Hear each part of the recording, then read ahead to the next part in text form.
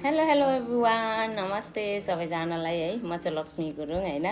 अनि तपाईँहरू चाहिँ के गर्दै हुनुहुन्छ होइन। म चाहिँ अहिले चाहिँ आफ्नो कामहरू भ्याएर होइन, अनि मेरो बिजनेस पार्टनरहरूलाई पनि मैले हेल्प गरेर अहिले चाहिँ म जस्तो भोक लागेलाई जस्तो भयो। अनि म चाहिँ यहाँ भुटेको भात है, यसलाई चाहिँ अब होटेलतिर गयो भने चाहिँ फ्राई राइस भन्छ होइन। अनि मलाई चाहिँ एकदमै मनपर्छ कि म आफैले बनाएको यो चाहिँ मैले चाहिँ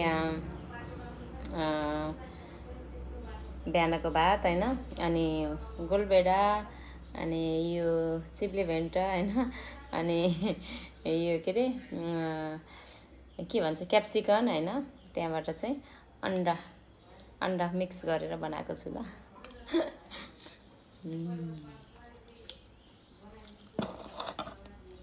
मेरो हात त यति मिठो छ होइन, जे बनाउँदा पनि मिठो हुन्छ।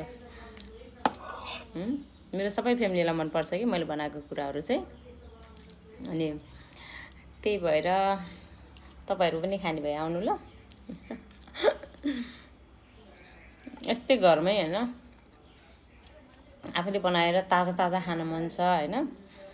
अनि बाहिरतिरको खान मन छैन भने चाहिँ होइन के गर्ने भन्दाखेरि तपाईँहरूले पनि आफ्नै घरबाट काम गर्न सिक्नुपर्छ है है। किनभने बाहिर जाँदा हामीलाई हतार हतार हुन्छ, आफूले पकाउनु भ्याउँदैन होइन।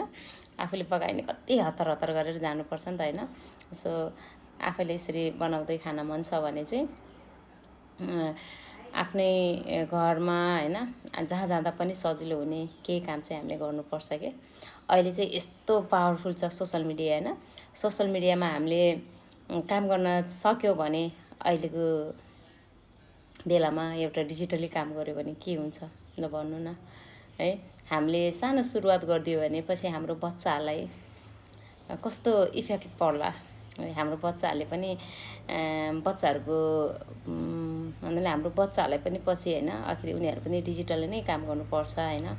सो अहिलेबाट हामीले गरिराख्यो भने उनीहरूलाई धेरै सजिलो हुन्छ, मलाई चाहिँ यो लाग्छ होइन।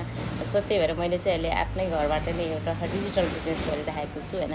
यस्तो राम्रो प्लेटफर्म छ जहाँ म चाहिँ होइन आफ्नो काम गर्दै आफ्नो बच्चाहरूलाई पनि होइन ताजा ताजा बनाउँदै खुलाउँदै है, अनि आफू पनि यस्तै ताजा ताजा